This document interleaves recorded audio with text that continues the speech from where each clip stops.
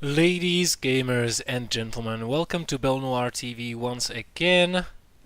You are watching Cast My Game, episode 27, the show where we cast your replays, starting at 8 p.m. CEST, most days of the week, or at least as many as I'm able to do. My name is BelleNOir, if you're not familiar with me. And we have another 3 replays to cast today. Of course, those replays have to be Masters versus Masters between 10 to 30 minutes long. And if you wish us to cast your replays, all you have to do is send them to BelleNOir@xNom.cz with the title Cast My Game. The title of the email is pretty important because otherwise it will end up in a spam box and I won't receive the replays. And then when you do so, when we select your replay to be casted, we will send you an email so that you're notified. Sometimes we don't, though, because we are out of time. And by we, I mean me. Okay. So, today we have a TVP, a ZVT, and a PVZ. And it looks like we have 2 Achelon Wastes maps here and 1 game on Whirlwind. So let's do the Achelon, then the Whirlwind, and then the Achelon again. And it looks like the chat is not loading up, which kind of bothers me, but nevertheless, let's go into this. First game is going to be Daveathor versus School. Weird name, I'm just going to call him School. So this is a Master versus Master PvT on Achelon Wastes. And jumping into the game, we see the Red Terran School spawning here in the top left position. His opponent is going to be spawning in the bottom right. His name is Daveathor. He is a long-time viewer and fan of the stream. So let's see if he can win this game or if he submitted one where he actually lost. I would like to see that though, because he's been known to criticize everybody for everything as far as gameplay goes, and only submitting replays in which he wins. He doesn't stream his games, so we cannot see his losses. And he's always winning in the replays he sends us. Oh, just kidding, just joking. It's all cool, Dave. If you're watching from YouTube or if you're watching live, which I cannot know because the chat is not functioning for me.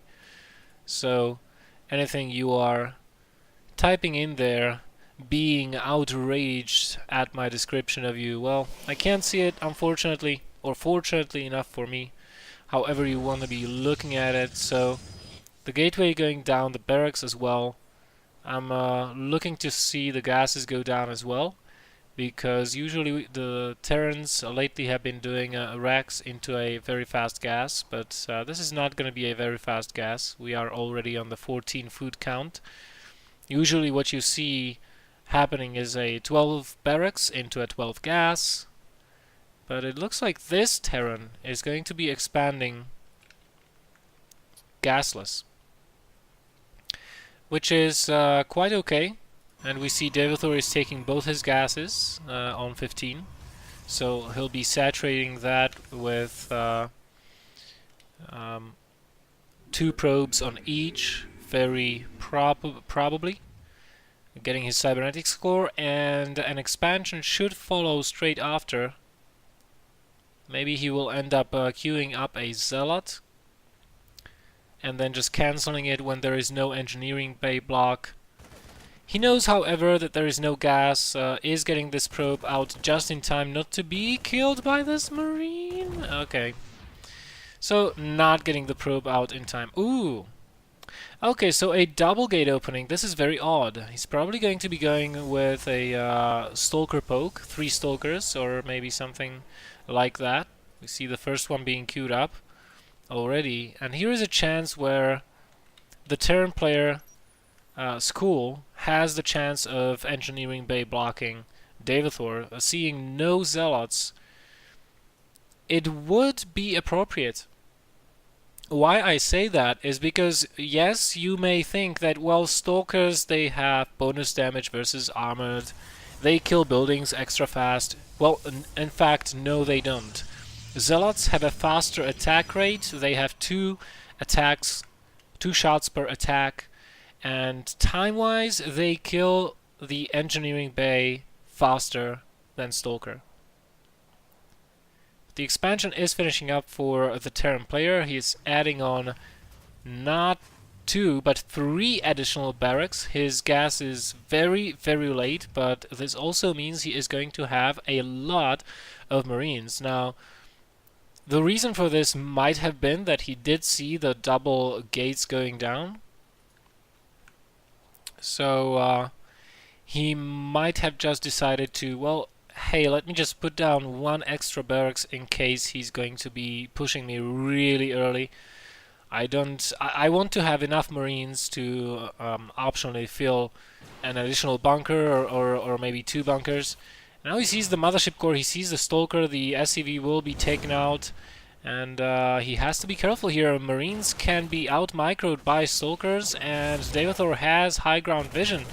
He can even use, mis-microing there a little bit, he can even use a time warp, because those Marines are outside of the bunker, so if they venture too far from the bunker, a time warp may go down here, slowing those Marines down, and then Daveathor might be able to kill off all of those, and that would mean that School would be in quite a lot of trouble.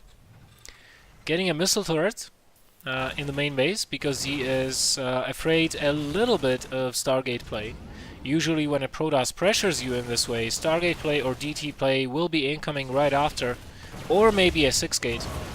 And this is what I've been talking about, those Marines being over-eager for their own good, a little bit bold there, and Daveathor, well, if he had more units here, he might have been able to break the front. Secondary bunker going down for Schools, and no +1 yet. He doesn't have the second gas, and even though he's macroing very, very well, well, he's not making any progress. But this Daveathor, though, on top of his micros, still keeping those Stalkers alive and killing himself an SCV or 2. More units incoming for Dave. He's getting charged, though, and this SCV somehow has managed to sneak all the way inside the base, has seen the Twilight Council and the Forge. And Daveathor is going to be transitioning into a massive gateway army off of this. Not having too big of an economic lead, though, skipping a lot of probes, even though he is on 2 nexuses and could have saturated all his bases by now. He's not doing that. And if he's not at 54 workers by the 10-minute mark, that's going to be really bad, because that means he's slacking on his macro a lot. Oh my god, this SCV doing so much work for the Terran player. Now this front pretty much is unbreakable at this point, but due to the fact that there is still not a factory out, that means no starport. And I don't think there is any +1. No, there is not. These Stalkers pretty much have the reign of the field so far, and there's not a damn thing the Terran can do about it. Daveathor is pulling back because he's kind of expecting drops to start flying out of the Terran base. This is not the case, of course, and he should finally realize that there's an SCV hiding in here and take it out. But I don't think he's looking at his minimap all that intently. Oh, now he's going to know.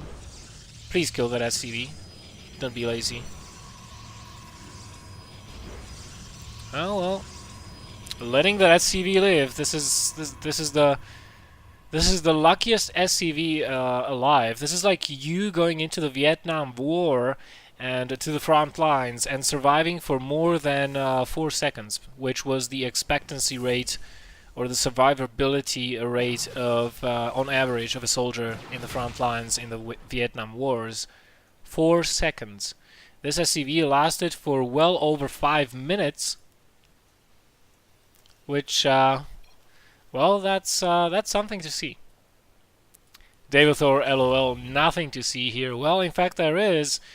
HTs, as School is very rightly commenting on. Finally, a factory is finishing. A starport should be coming down next to it. There we have it. And I would love to see some upgrades finally, but we can see that neither the +1 nor attack nor armor is going down. Storm is finished for Daveathor, so any kind of attack by School is going to be shut down pretty hard. Dave already has 2 High Templars, each one of them carrying 1 Storm, and he's going to be taking a 3rd base, as both his main and his natural are saturated at this point. Adding on more gateways, even having High Templars back home to defend versus drops. Very nice play by Daveathor. Optionally, of course, he can take those High Templars with him for the main attack, if he needs to. He's banking quite a lot of minerals now. Those can be sunk into additional gateways or just start warping in Zealots. The medevac production very, very late for the Terran player. At 12 minutes it starts. That's one of the biggest delays I have ever seen. Secondary forge being added on by Dave. I kind of don't like this because I tend to keep my forges together and my Stargates together and my Robos together. Makes it a lot easier to chrono boost those, but seeing as Daveathor is still not using any hotkeys despite being in Masters, I don't think he cares. He's doing everything with his right hand because he has a lot of exercise with his right hand.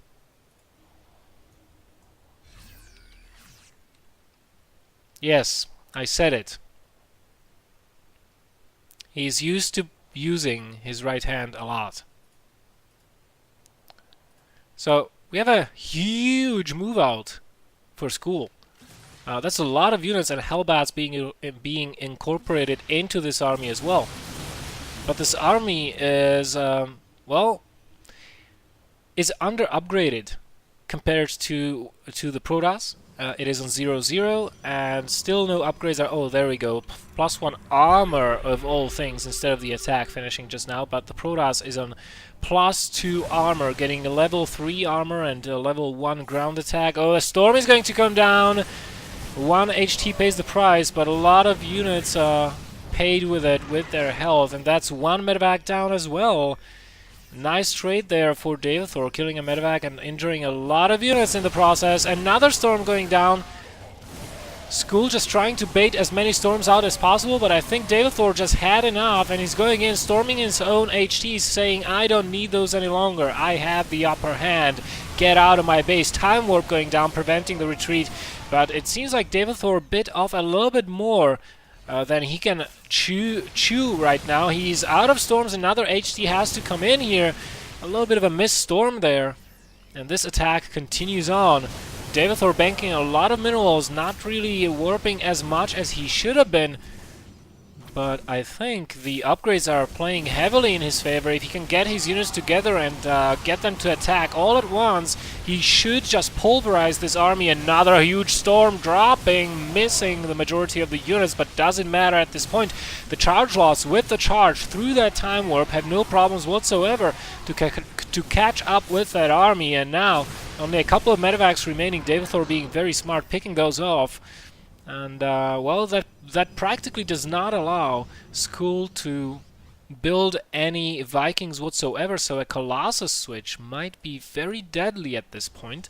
If we look at the resources lost so far, we can see that the Terran is trailing by about 2,000 resources lost and doesn't have a 3rd base yet, so I think we are going to see one last 2-base push, maybe even an SCV pull. It's do or die right now for School, as he frankly cannot support all of these barracks and a starport and a factory off of 2 bases.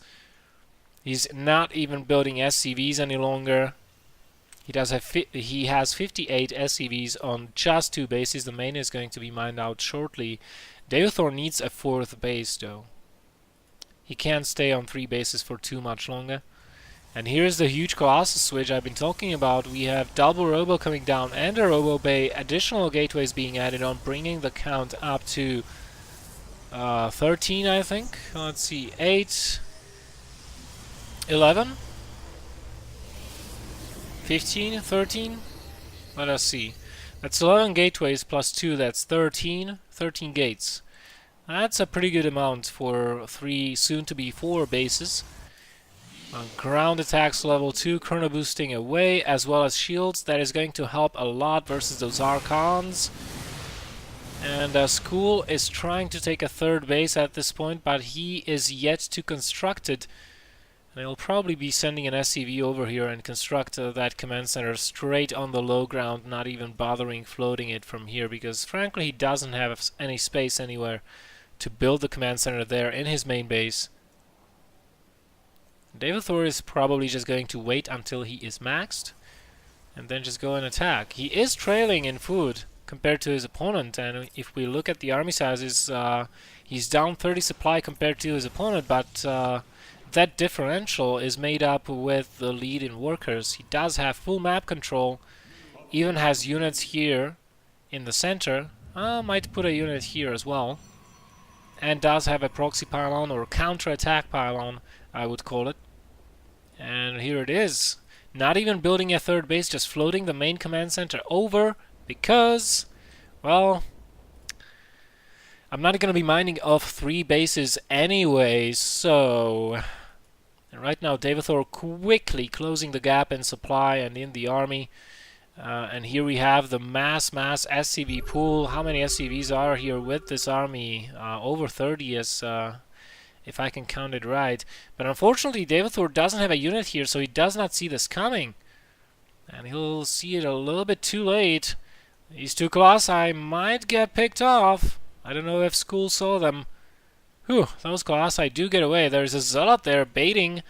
Daveathor is going from the back, as well as from the high ground. The Colossi are raining death from above. The Terran army is being stormed to death, and right now it is being cornered. Time Warp going down. The storms will be hugely effective here. But the Templar are lagging behind a little bit. The Charge Lots get there first, saying, "I'm gonna steal your frags, mate."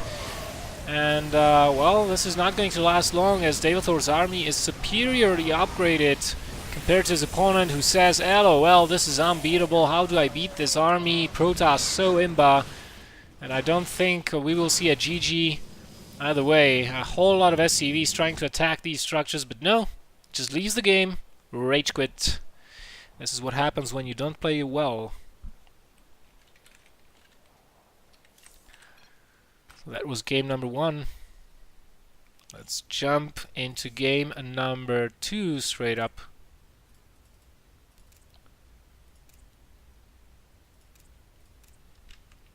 Let's just check if the chat has loaded. No, it has not. Let me refresh the page. Because this is a little bit annoying.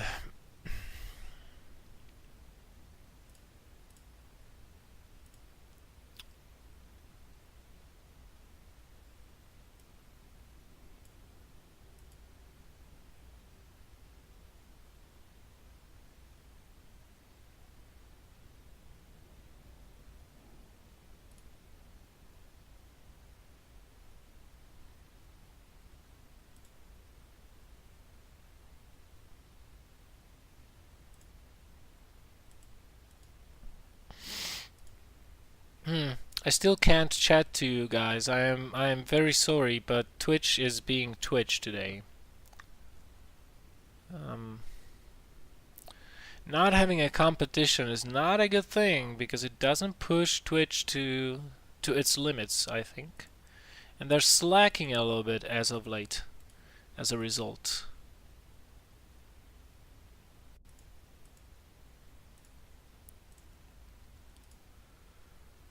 Okay, so let's jump into the second game. Anyways, once again, you are watching Cast My Game, where we cast your replays. This is episode 27. If you want your replays casted, read the description right there in the bottom, right there where I'm pointing right now. Yeah, finally managed to get it right. So the second game is going to be a PvZ on Whirlwind. So let's jump straight in. In the bottom we have somebody named Oxwi. Oxwi, the red Protoss player, spawning in the bottom left. In the top left we are having DaCheF. DaCheF is a blue Zerg player. Now, I don't know who wins here. Honestly, I don't. I have not seen these replays, so I have no idea whatsoever.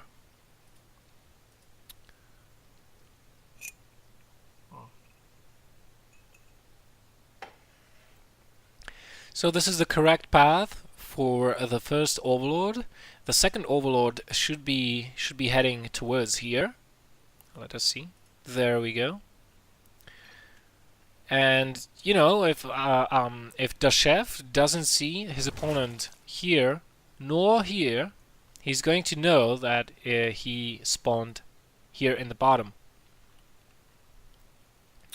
I don't think he'll drone scout though. I suspect him putting down a pool right now at around. No, he's going for the hatch first. Oh my god, you greedy little cheeky bastard. Hatch first can be a dangerous build sometimes, especially on this map if your opponent goes for something like a gateway expansion, which is what Oxwi is doing. So he might be in some trouble, DaCheF, if Oxwi decides to pressure him or go for something like a 6 gate. DaCheF will not have enough larva to defend everything, and his link speed will be later than usual. The pool will be finishing at around 3 minutes 50 seconds, which is almost 1 minute later than it normally finishes when you put it down first instead of the hatch. And let us see. There is the Overlord, still not seeing the opponent. Therefore, the drone is coming here, but the drone is going to find absolutely nothing. And now DaCheF knows what's up. He knows this is a gateway expansion, immediately starts going back because he is afraid that Overlord will get picked off by a Stalker, and I think now he's kicking himself a little bit because he knows he's in trouble, or he could be in trouble. And it's closer spawns as well. It's not as close as it would be, I don't know, from here to here maybe. Oh, actually it's the same distance. Never mind. But it's not cross positions, so he's got a little bit of a faster route towards his opponent's natural. Very nice job here by Oxwi, canceling that. Oh, he did not cancel that Zealot. Oh, that was a mistake actually. That Zealot that's going to delay his expansion by quite a lot. Usually, what you do is you queue up the Zealot, and then when you don't see any Zerglings coming, you just send down the probe. Have it patrol around here just as you're about to hit 300 minerals, and if you don't see any lings incoming, you cancel the Zealot before it finishes and drop down your Nexus instantly, and then rebuild the Zealot and then get your Sentry. The way Oxwi is doing it right now, he is delaying the build a little bit. Secondary gateway going down. And a forge. Okay, so he's not going to be aggressive, and if this is going to be a later push, I can't say I'm a big fan of this, because when you're delaying your push like this, that pretty much means that DaCheF is going to be, or the Zerg player in general, is going to be pretty much ready versus any kind of aggression later on. He will take a third base, or should be taking a third base momentarily here. He should get a couple more Zerglings out on the map, because he has to be sure, he has to make sure that there are no proxy pawns out there anyways. The speed is ticking away, still has 1 minute to go though, and it's not like there is an attack coming in 1 minute. The Forge pretty much says, I'm going to be playing defensively, even a Robo going down, so Oxwi is going to be turtling up a little bit. He's going to be getting his +1. He only has those 3 gateways to be able to defend any fast aggression by the Zerg. But the aggression will not be coming. Third base going down, double Evo chambers going down as well. I suspect additional gases will be taken. There we go, in the natural base. And yeah. There we have the lair. So, double Evo chamber pretty much means I'm not going to be attacking you. Because this eats up, when you're only on 3 gases, this eats up a lot of your gas. Even if you're on 4, you want to be spending your gas at other things as well. As soon as that layer finishes, you want to be teching up. So if you have double Evo chambers, you're pumping a lot of gas into that. In fact, we can see that the gas for the Zerg player is completely depleted at this point. and the next couple of batches of gas are probably going to be going into something like a spire, maybe an infestation pit, and +2/+2. When there's only one evolution chamber, well, and the Zerg is on 3 gases, if you see that as a Protoss, you have to go, ooh, I do have to be a little bit careful here, because he will have less problems defending any kind of aggression I might or might not be putting forward. Now, we have only Lings out on the map so far, and looks like DaCheF will be going for a heavily based ground army. This might be a Muta build as well. Nope. This is really interesting, and it doesn't make any sense whatsoever.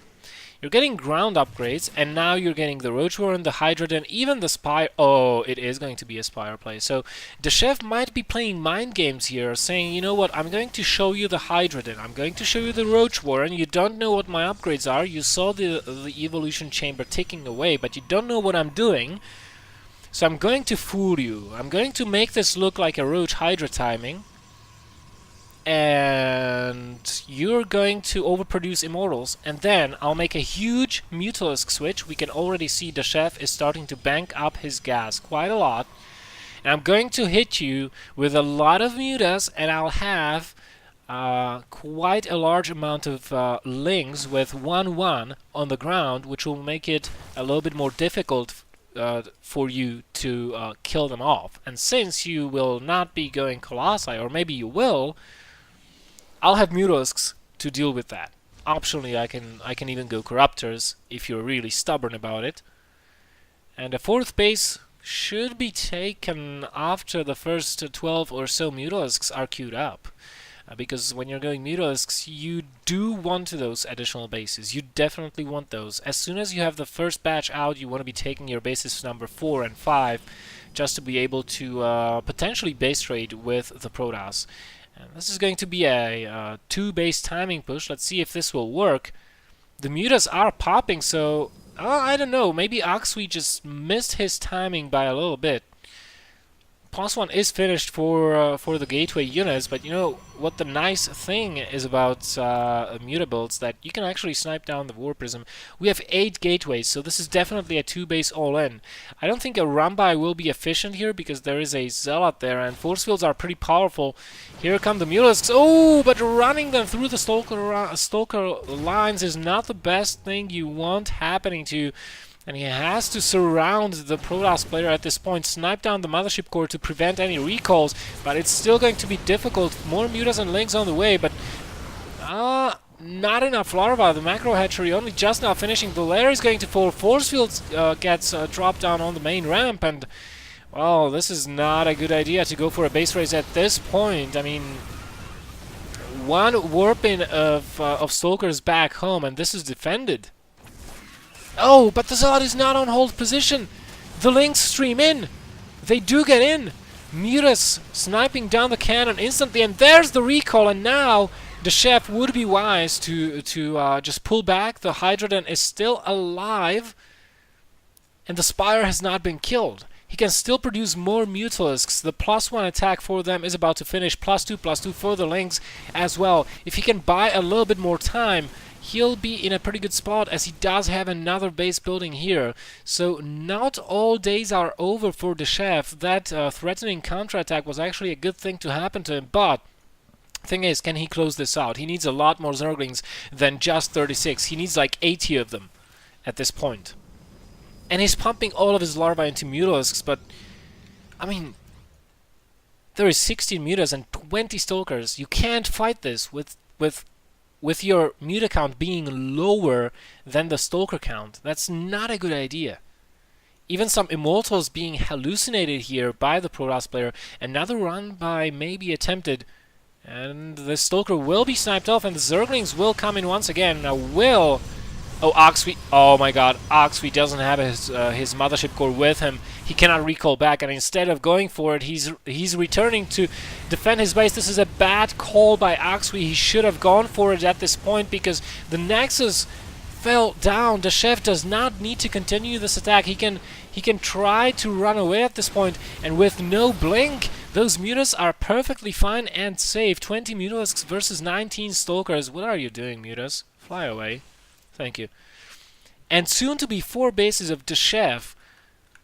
Also, +2/+2 on those links. This is not going to be easy for Oxwi to beat. If we look at the army tab, DaCheF is outnumbering his opponent by 15 food or so.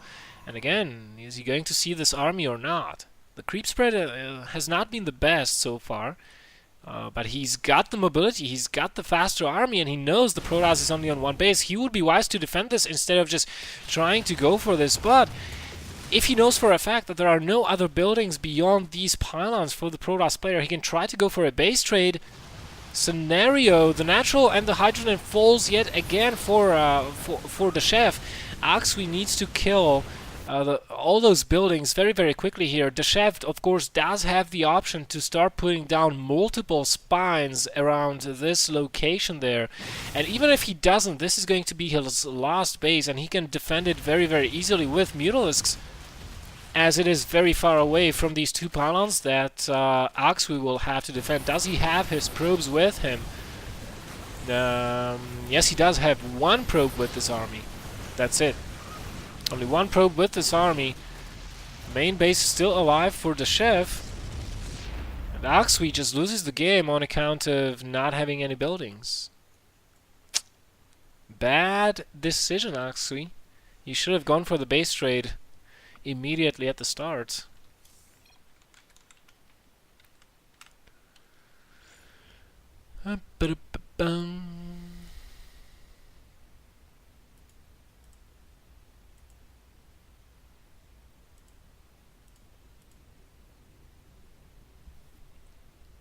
So, you are still watching Cast My Game community casts, where I cast your replays, guys. And if you want your replay casted, all you have to do is email it to BelleNOiR@xNoCtiFeRx, the address you see right down there, with the title Cast My Game. Include a short description of what happened in the replay and indicate which of the 2 players is you. Of course, requirements still apply. You have to be at least Masters versus Masters. It has to be a 1v1, and it's got to be between 10 to 30 minutes long, because we don't want to be sitting here with 3 replays the whole night.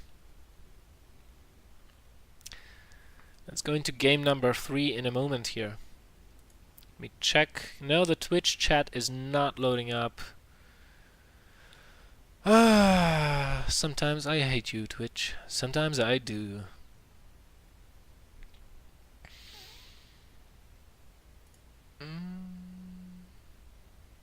Yep.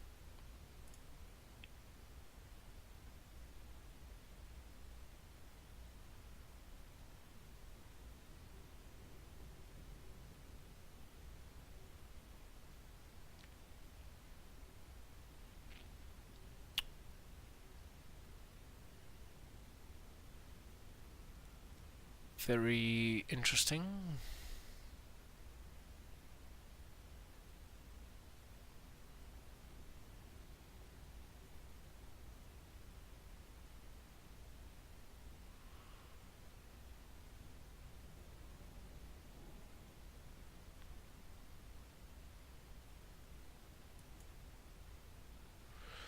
Alright, let's go into the last game of the evening. The last game of the evening is going to be a TVZ featuring Pengwin from My Insanity. From Switzerland. Yes, that is the same team that Stardust is from.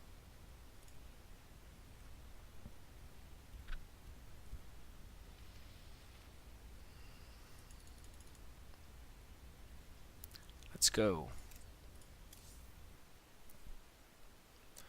He's going to be playing versus a Grandmaster level player, by the looks of it. xNoCtiFeRx or xNoCtiFeRx. xNoCtiFeRx, I think I'm going to call him. So spawning in the top left, we have on Acheron Wastes in the red, the Zerg player from my Insanity. It is Pengwin. His opponent. Spawning in the bottom right, it is going to be an unknown player to me, but he's got a pretty interesting name. He goes by the name of xNoCtiFeRx. That kind of... you know, it kind of evokes Lucifer, the name Lucifer in me, even though his name is xNoCtiFeRx, but kind of sounds like I mean the nature of the word itself. It kind of suggests that it has something to do with dark powers and Satanism and demons and stuff like this. So we have the dark Terran wearing blue colors. And the one going to be wearing the evil red color is of course the Zerg player, who is probably going to go with a hatch first here. He's almost there, but not spending his gas. Maybe he's waiting for something. What are you waiting for, Pengwin? Oh, there's the hatch queued up. A little bit later. Maybe he wanted to see if a gas will go down or not, or if a barracks goes down. Because it almost looked like a proxy racks. You have this depot here and nothing else. Oh my goodness! Okay, so all right. So this can actually be a very funny game. We see a command center first, which means that xNoCtiFeRx is going to be playing defensively at least for a while and will not scout this. Now, the latest information he's got is that the drone turned or tried to save itself by turning it into into a extractor, at least momentarily. So I wonder, is this SCV, one of them at least, going to go and scout once the command center and the barracks are finished? This is my primary concern with this, because when the links finish, and Pengwin is not even taking his gas. He can try to go for something like a Spinecrawler rush. Oh my God, he's not scouting there. And why would you? I mean, who does this apart from cats? Okay, if this works the way I think it will, I'm gonna make a highlight of this game because this is fucking hilarious. Okay, show me the drones. Show me the queen. Show me the queen, Pengwin. Pengwin. Come on, do it. Gas is being taken in his home base. Oh, and now xNoCtiFeRx knows. Now he knows. Once the creep started spreading, sending down his marine, he's like, WTF, mate? What the? So he's already succeeded in delaying that hatchery, I mean that expansion from going down. Now, the nice thing about this is that xNoCtiFeRx actually can start producing some tanks as soon as he gets a tech lab. And if he positions his tank like somewhere here, he will be in range of this hatchery, so he might be able to break it down. Or bring it down. Meanwhile, he is afraid of a Spinecrawler push here, quite rightly so. So he's getting his bunker up. There goes the tech lab. I want to see a tank. Come on, show me a tank. Additional barracks going down, and xNoCtiFeRx just has to not be pleased with this. It's not going to be Spinecrawlers though. Just lings, and I wouldn't be surprised if we see a Baneling Nest going down and Pengwin just trying to go for a bust. Actually, if he was doing that, the Baneling Nest would have already been down by this at this point. He's not bringing that. Oh, okay. Even canceling this attempted expansion by xNoCtiFeRx.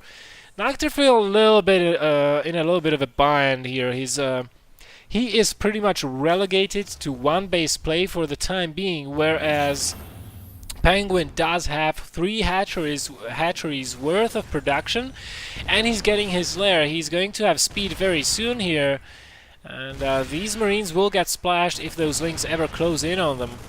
But this harassment is pretty much over. But notice the amount of creep tumors here. I think it's going to be quite a while before xNoCtiFeR is able to get his base up here. And it almost looks like Pengwin is trolling his opponent, but in fact, this was very well thought out. I have to congratulate you, mate. This was one of the funniest openings I have ever seen versus a Terran player. So the tank, as I said previously, will get this hatchery down, but look at the number of lings here. The baning nest is just about to finish up, still 30 seconds to go, but if xNoCtiFeR doesn't push out here in force in those 30 seconds, which doesn't look like it, he still wants to be playing defensively. This wall probably will be broken down. Why are you lifting, Command Center? It's not like you can land here. Come on. That'd be silly. And I think xNoCtiFeR realizes that he can't actually... Oh my god, the creep spread. Oh my goodness. Even a Spire going up for Pengwin. This is so hilarious.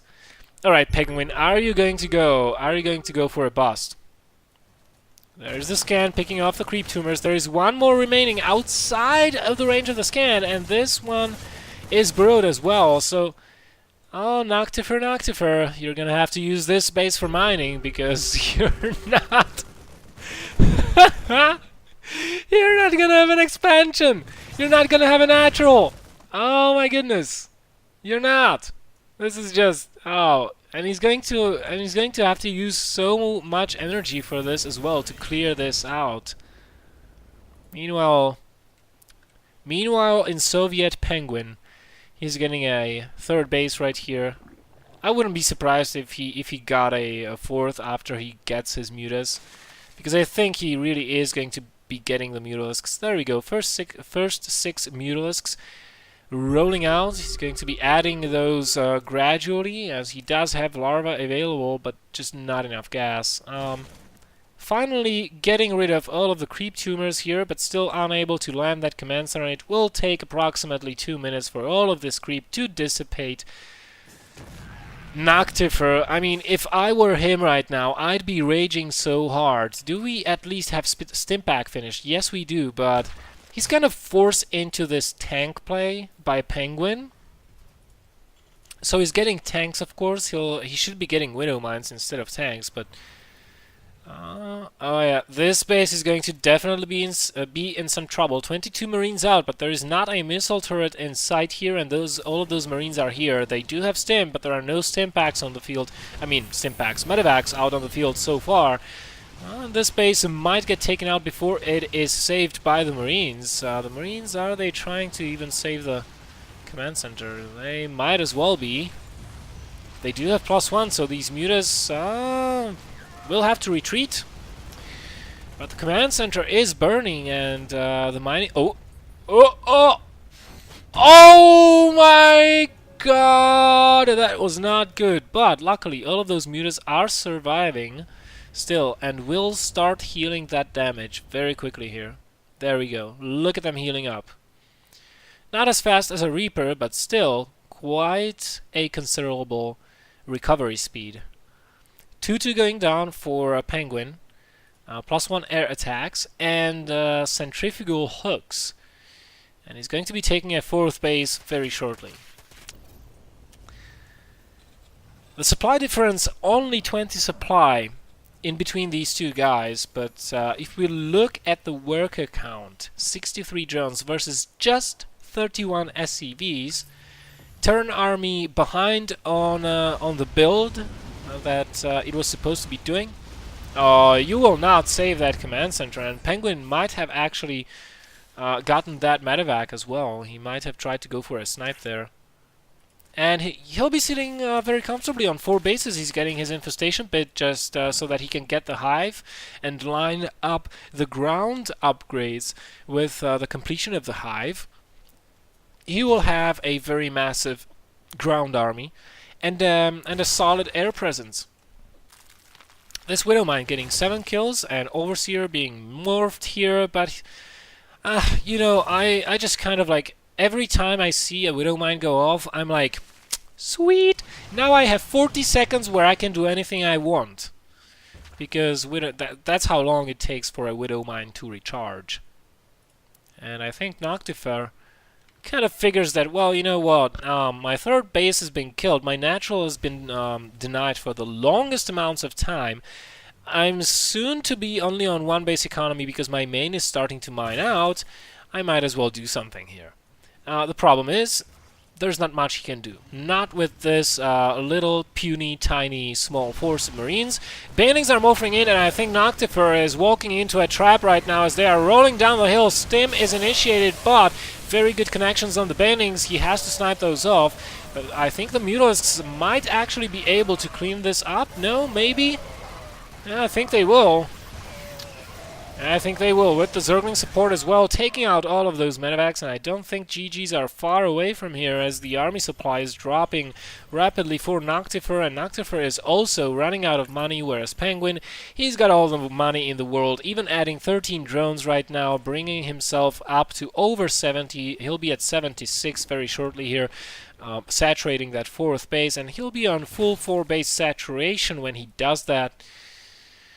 Well, whereas xNoCtiFeR, things are not looking good for him. The Hive does finish up, and if Pengwin notices, I think he'll drop down the Ultralisk Cavern and 3/3 upgrades as well as Adrenal Glands in a short order. There we go, 3/3 upgrades being queued up. Mutalisks still being active out on the map, taking out the missile turrets, bringing an Overseer with them to take out any potential Widow Mines. All the SCVs will be killed here, and we have a counterattack by xNoCtiFeR. Where are the Banelings though? There is almost nothing here to defend. Those Banelings are quite late, and xNoCtiFeR, when he sees this, he might just try and go in ASAP. Those Mutalisks, they have to come back and try to defend this base, because this infantry, although under upgraded, well, it's not facing very many Banelings, but no splits almost. Whew. xNoCtiFeR almost losing all of his army there, but now the Ling reinforcements are coming in. Look how many Lings we have on the field very quickly here. 44. The Mutalisks are coming back. Sniping again. Sniping those medevacs off. 3/3 is still ticking. The Terran armies on the +1. And it's just a testament to Terran resilience. I cannot believe, how is it possible that xNoCtiFeR has not died 3 times over a long time ago. There we have the Ultralisk Cavern, the Adrenal Glands being researched in the spawning pool, and well, Pengwin will be taking a 5th base at the 8 o'clock, and I think he should be taking another base here at the 1 o'clock. I wouldn't mind. I mean, look at his bank. He can afford it. And now the funny thing is that he's not even maxed yet. He's waiting for the Ultras, and these Mutalisks are all the force he needs to keep the Terran pinned back at his bases. Look at this, xNoCtiFeR even not building a 3rd command center, just floating this one over. I would have... Oh, there's no gas here actually, because the Mutas killed everything there. And he's down to 30... He never went over 40 SCVs in this match, which is really uncommon. And for him to be a Grandmaster level player, well, Pengwin is giving him a beating, and a heavy one at that. It's like when someone takes an iron rod or a steel rod and starts hammering at you and beating at your head. This is the experience xNoCtiFeR is having right now. Counting the fact that you can't even defend yourself because early on somebody breaks your arms and then just puts you into a wheelchair and then takes the iron rod and starts hammering at your head. Because this is exactly what happened at the beginning of the game. xNoCtiFeR had his natural denied for the longest amounts of time. He couldn't get his 3rd up neither, so he was just like this toothless predator. It's like a lion or a tiger growling at you saying, "You better not mess with me, boy, because I'm gonna bite your head off," and then he opens his mouth to roar at you, and you see that he doesn't actually have any teeth. xNoCtiFeR not having any weapons whatsoever to deal with this, and this is just a game of numbers at this point. 200 versus 100, the army supply being at... I'm not even going to read the numbers, it's so disgustingly high. And we have 50 32 banelings out on the field. What? No amounts of splits withstanding, and xNoCtiFeRx just, fuck's sake. And he leaves the game. He leaves the game. I mean, when you see 50 banelings rolling at you and you have 41 Marines, you know that even if you practiced Marine Arena and you're very good and you can make it to level 35, there's no way in StarCraft that you're going to be splitting every single individual Marine versus this amount of banelings. Count in the fact that there's actually more banelings than Marines, and even that might not be enough. Only Automaton 2000 maybe could have done it, but luckily xNoCtiFeRx is not Automaton 2000. So that was the last game. Sup, son? And this was Cast My Game. We're going to be wrapping up. I'm going to be uploading the VOD to the YouTube. So if you're watching from YouTube, hello. If you want us to cast your replay, there, you have it down there. So just send it to BelleNOiR@xNom.cz. Title, Cast My Game, all in caps, very important. Otherwise my spam filter will go crazy and delete your email. Don't want that. And has to be master versus master, 10 to 30 minutes long. Include a short description, and please indicate which of the players is you, so I don't have to watch the replay at all. It kind of takes away from the authenticity of the cast, and we don't like that. So, that's all. If you want to follow me on Facebook, Twitter, or YouTube, you can do so. My name is BelleNOiR, and I'll see you guys next time. Thanks for watching.